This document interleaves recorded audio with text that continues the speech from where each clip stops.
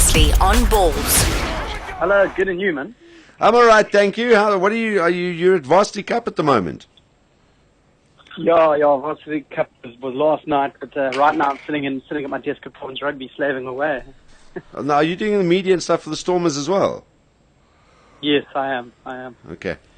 And what they didn't sideline you after that result on Friday. No, they tried to. Everyone blamed it on me, but I managed to worm my way out of that one somehow. All right. Well, what spin did you put on the loss, Howie? Look, early season blues, first game of a long year, it's like, and as Nas said, of course, the Super Rugby wasn't won in February. No, of course not. Yeah. But he did say before the game it could go the Stormers' way or it could go the Bulls' way. He did, actually. I'm pretty sure. That's probably the closest we get to a prediction from him, isn't it? All right. So, anyway, that's not why we phoned you, apparently. We phoned you just to confirm Robbie Fleck's not Jewish? Well, look, I mean, it's a shock and horror. The Seaport community is up in arms. Yeah, he was their sort of one hope that they had. But unfortunately, I can confirm. Some guys at Province are calling me plain Flecky at the moment. They think our noses are quite similar. So I can see how the mistake was made. But no, he's not Jewish. I can't believe Hill thought. I mean, he was adamant. I thought you were joking. I really thought he was Jewish. He actually classified Robbie as one of the 10 Jewish Springboks. Yeah. And I was sitting here going, you can't say that. The last one was Joel Stransky. He's like, no, Flecky was the last one. Well, you know what? You need to check this out. Apparently, Oli LaRue's mother is Jewish. Apparently. Really? Yeah, apparently, which obviously then would make him Jewish, but obviously not a practicing Jew at all. So check with them. Check with Oli. All right. And are you not setting us up for something yet? That could be one. No. Those jokes at boarding school or something. Yeah, no. I just do not. Okay, we actually on that discussion that we were having, we actually posed the question. I mean, are there any players at the moment playing at provincial level who could possibly become our 11th Jewish Springbok? And I couldn't think of any. Well, not playing at provincial level at the moment, which obviously scuffs that. Who's that? Sorry, we missed you there. Me. I'm not playing provincially at the moment, so there we go. That's quite sad. But no, I wonder maybe if those Fisher guys from KZN. I don't know. I was trying to rack my brain, thinking if there are any active Jewish players on the in the franchises or playing Currie Cup at the moment that. And I actually can't think. I couldn't think of any, so I don't know. I mean, it was actually a very valid question that I was trying to think of. Question, actually, yeah.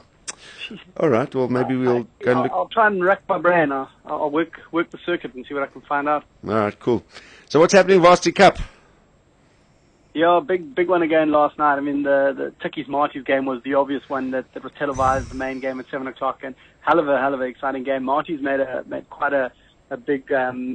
Sort of took a big risk, should I rather say, by going up to Pretoria with 10 changes and ended up beating Tuks, the defending champions, by 18-16 in Pretoria, which was a great win for the Marties. A lot of cuts, not a big name squad, but they got one or two good players like Helmut Leerman, who's their captain, and Willem van der Slees, and a couple of guys did the job for them off the bench, and Dean Grant came off the bench. Actually, Gary Grant's son, if you remember Gary Grant. Oh, really? Yeah.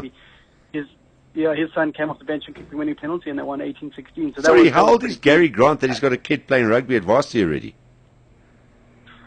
I think Gary must be, I don't know, I hope maybe he's listening and he'll come and I imagine he must be well into his 40s, pushing to 50. If my maths possibly, yeah, actually. Down here. Probably not. Yeah. But the same age as Rian Oberholzer, maybe? Because Rian's got a kid at university as well. I know he doesn't play varsity rugby, but apparently Carl Du Plessis' son is playing good rugby. Is it Jean-Luc or something like that? Yeah, Jean-Luc. He actually, I remember in 2001, he was the team mascot for Province in the final when they beat the Sharks to win 2 in a row. Oh, get over it. I remember that great day, Just get over it. Great rugby players. Look forward now, Howie, come on. Konek Krieger, those guys. Legend. Yeah, those guys. I mean, you were too young to drink back then. Mornay Du Plessis and I did anyway. Rose. Let's see how quickly you guys will want to refer back to previous Sharks Stormers games or Sharks Province games after this weekend. Yeah, this weekend's going to be a tough one, I must tell you. It's going to be a hell of a tough game. I think the Sharks are quite good in their game against the Cheetahs, but the Cheetahs pulled back nicely in the second half.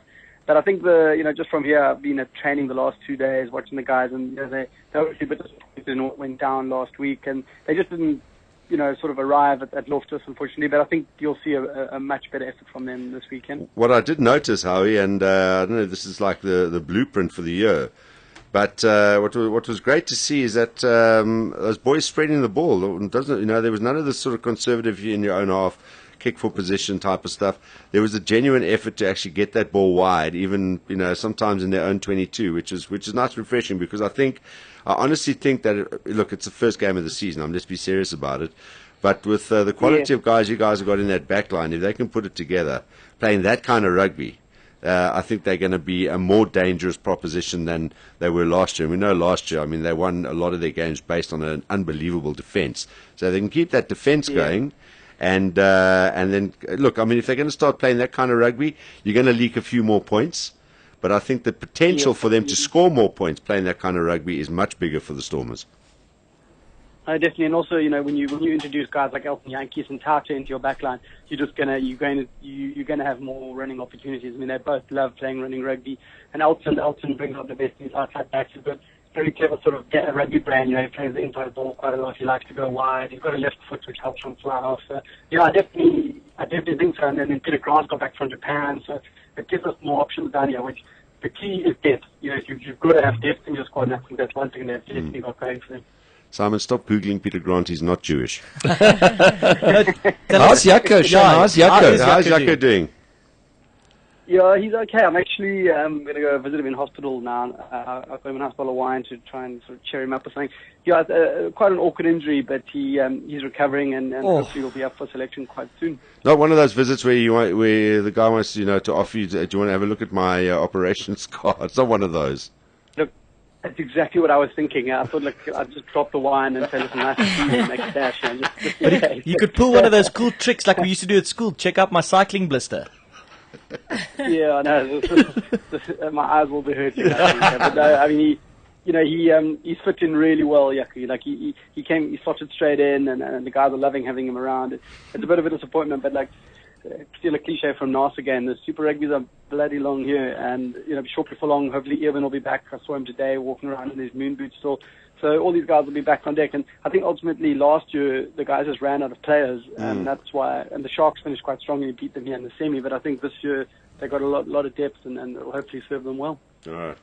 Sure. Cool. I know you did tweet as well, and that's a nice little gesture. I know you're going to go there, but just send him all our best when you do see him, Howie. I will do, John. Thanks. Yeah, definitely. Awesome stuff. Well, where you guys from again? Sorry, what radio? Nice try. Yeah, nice try. What are we looking forward to next in Varsity Cup? When are the next round of games? What's the big game next?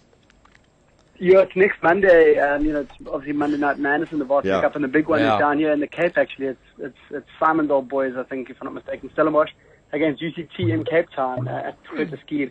The UCT have been a little bit unlucky. They lost 29-26 last night to Puka in Potch, which is always a hell of a tough game. So UCT actually haven't even won a game yet this year, so I'm sure they'll naught be from pretty 4, hungry. Pardon me? I said no, they're naught from 4. They've won nothing. Yeah, they drew their first and then have lost 3 in a row. All right, yeah, But the one team that you've really got to sort of hand it to at the moment is the Madibas. They beat the Shimlers last night 14-10. That's a big guys, one. I think their coach, Brent Jansen van Redsburg, I think has made a huge difference there. Last year they beat Shimlers and UCT. This year they've beaten Shimlers already. They've beaten Wits. And they could have beaten Marty's. Cape Town. They could have beaten Marty's. So, they really are. And everyone's sort of carrying on about the Kings and whatnot, but I think it's good to see that the production line at university levels is looking strong in the Eastern Cape as well. Howie, why are they called Tax One? Do they have another team in? Want the tax of niks? Do they have another team in Shield Cup? It's a very good question, actually. Very good question, actually, and I can't actually answer you. But I'd imagine that they just want to distinguish between Tax 1, 2, and 3. I think it's pretty much something. I think they've always referred to themselves as that. Not last year, though. Didn't they? Okay. Not at Varsity Cup level, anyway. All right. Howie, thanks for your time, bud. All the best. Good luck for the weekend. You're going to need it. Pleasure, yes, thank you. We look forward to taking on Durban and coming back with a couple of points. Wait, that's fighting talk. Yeah. Love it. 2 bonus points, we'll give that to you, but not all 5. Thanks. I'm getting Cheers, choked Howie. up here at the There would be prospect. a South African winner, won't there? Absolutely nice, yes. Thanks, Howie. All the best, buddy. We'll chat to you Cheers, soon. guys. Cheers, Howie. Okay, bye, Howie. Ciao, ciao. Cheers. Bye. Howie Kahn joining us on Ballz Visual Radio this afternoon. That's good. Howie's always a nice guy. Yeah, a lovely guy. This is Ballz Visual Radio. Darren, Simon, Kate, and John. Weekdays from 3 p.m. to 6 p.m. Central African Time. Ballz.co.za.